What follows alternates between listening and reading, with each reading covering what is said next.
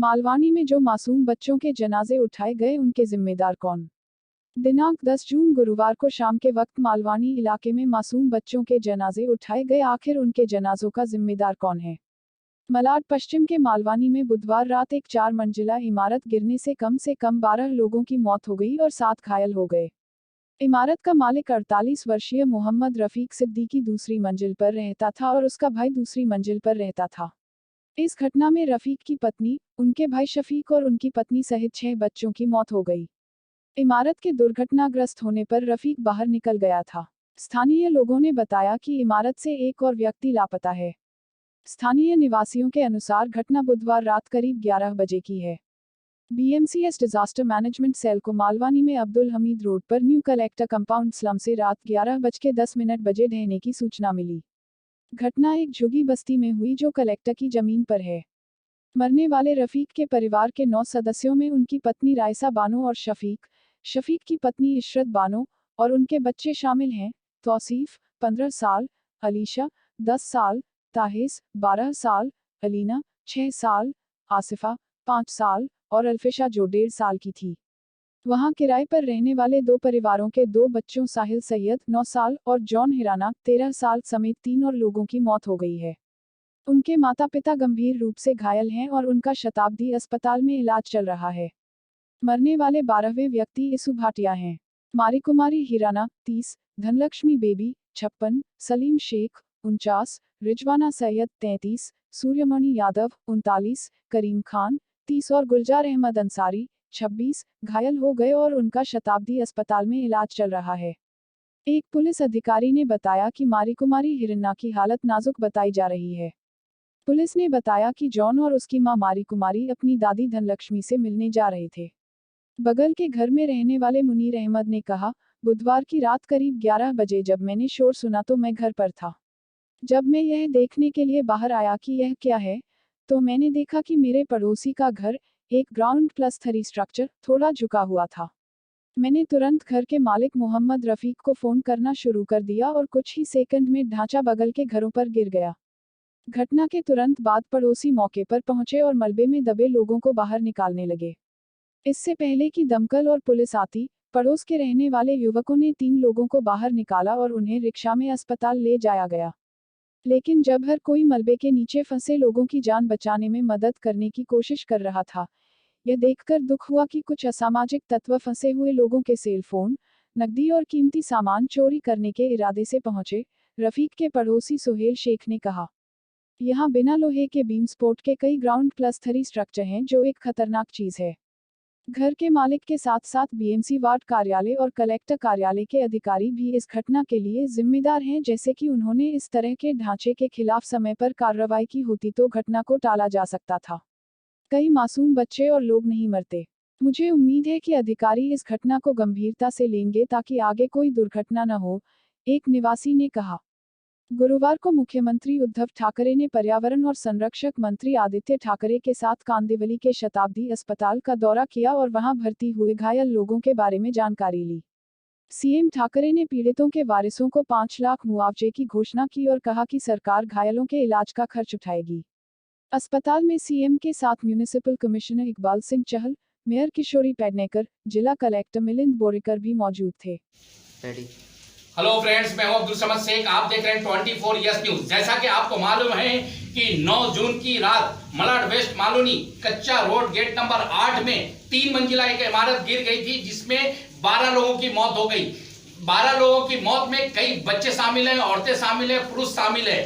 जब पूरा इलाका कल गम में जब डूब गया, जब 9 लोगों का जनाजा एक साथ उठाया गया था, किसी के आंसू रुकने से रुक नहीं रहे थे।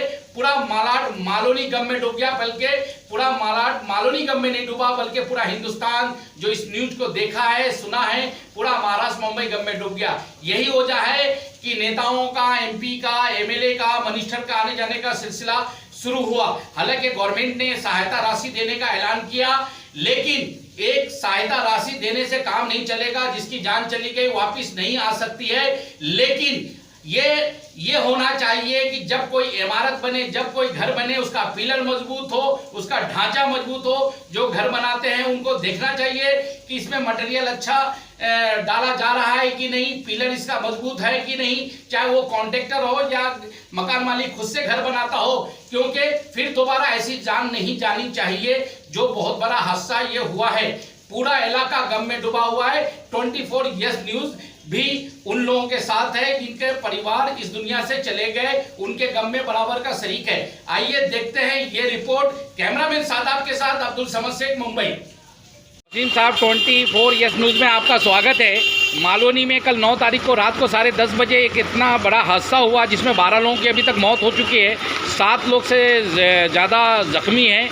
और इस सिलसिले में क्या कहेंगे, किसकी लापरवाही है, कौन जिम्मेदार है इसके लिए? देखिए, ये बहुत ही दुखद घटना हुई है।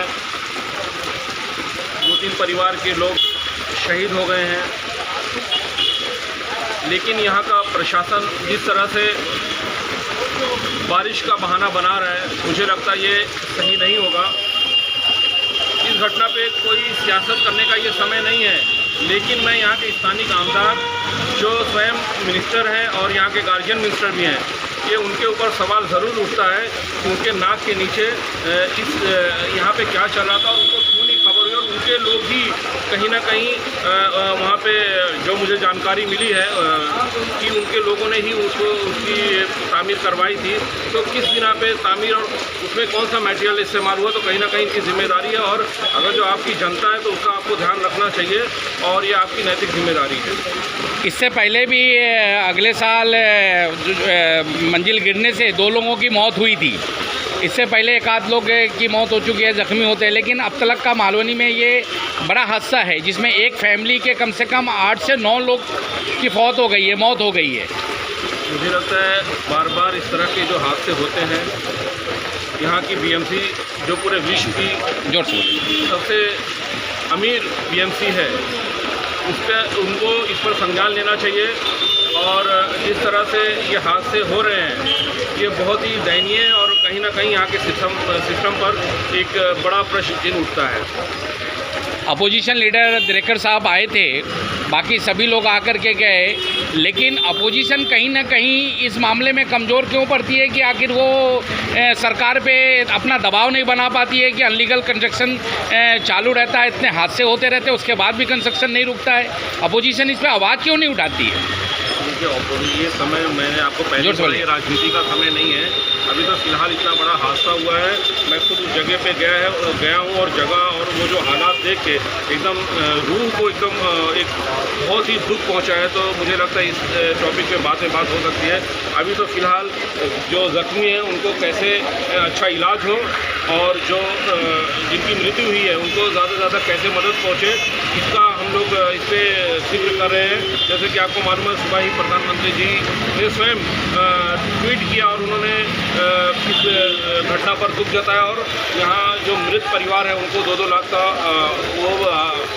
2-2 लाख की राशि भी इनाम उसके तौर पे दी और जो जख्मी है उनको भी 50,000 का इनाम। सर, आप सरकार से और क्या मांग करते हैं? इस पे कसूरवार पे कार्रवाई हो और जो लोग मर गए उसके साथ इजहार हमदर्दी और उनकी मदद की जाए, उनको पुनर्वसन किया जाए।